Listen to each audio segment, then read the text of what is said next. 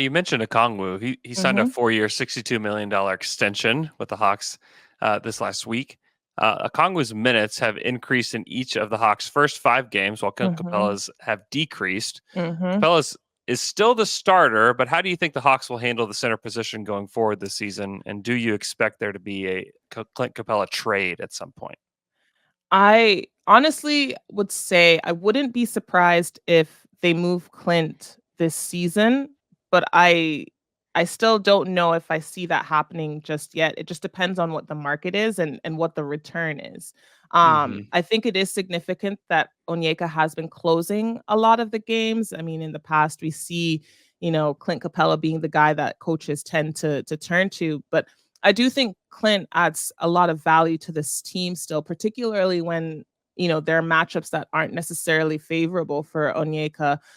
We know that Onyeka has some trouble going up against Jonas Valanciunas and some of those other bigs who just have a lot of size to them. And even though Hmm. he's a very strong dude and he can really protect the rim, especially down low, um, there are just some matchups that aren't good for him, and that's where Clint is kind of gonna come in. And I think we'll see some, interesting things where in that Milwaukee game, they kind of experimented with Onyeka at the 4 and Clint at the 5. So, that's something that they've talked about is possibly getting some minutes for Onyeka in that position as a power forward. And obviously it's out of position for him. It's not quite, you know, the best matchup sometimes, especially when you have some of those smaller guards who are trying to attack the basket. You can see where he's like overthinking a little bit. He still gets into foul trouble early in games. And so I think there's still some growth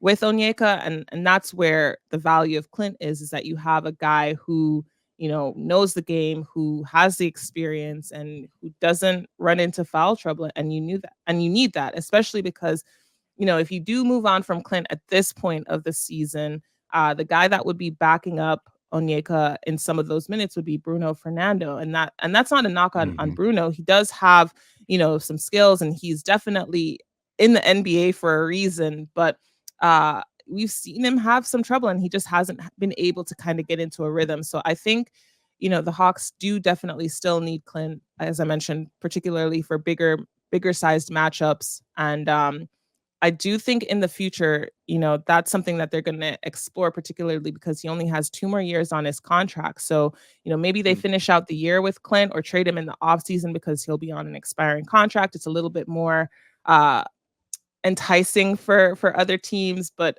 I think the fact that we saw Clint's name kind of floating in the trade rumors, he might be the next John Collins of this team that's constantly in the trade rumors between him and DeAndre Hunter. Those might be those guys that kind of constantly see their name in the news or in reports or anything like that. So I wanted to ask you about AJ Griffin because he was Yeah. a really nice surprise for the Hawks in his rookie season. He averaged almost 20 minutes per game, Hmm. and his shooting in particular was desperately needed on a team that shot the third fewest threes per game. Hmm. 5 games into this season, however, Griffin is averaging 9 minutes and has not Yeah. played more than 12 in any Yeah. game. What do you Yeah. think are some of the reasons behind his smaller role early on in this Hmm. season? I think one of the big things is that Quinn Snyder is known for keeping his rotations a little bit tight. Hmm. And I think he really prides guys that have a strong defensive presence. And that's not to say that AJ can't defend at all. I just think that you can see the inexperience with him being a second year guy and him still kind of getting into trouble as far as not being in the right spot at the right time. His on the ball defense has been really great. He's really good in one on one situations, but off the ball, you can see him sometimes go to overhelp in situations and he leaves a guy wide open and then he has to kind of close out late and it winds up being a made 3-pointer. So I think the biggest thing for him is taking a step forward defensively. And that's kind of how, he'll earn more minutes on the floor. But as you guys mentioned, his shooting, Quinn has brought up that, in situations where they need that, he will bring AJ. And I think, the more he can consistently hit shots, I think that's going to be the way that he kind of cracks into the rotation a little bit more.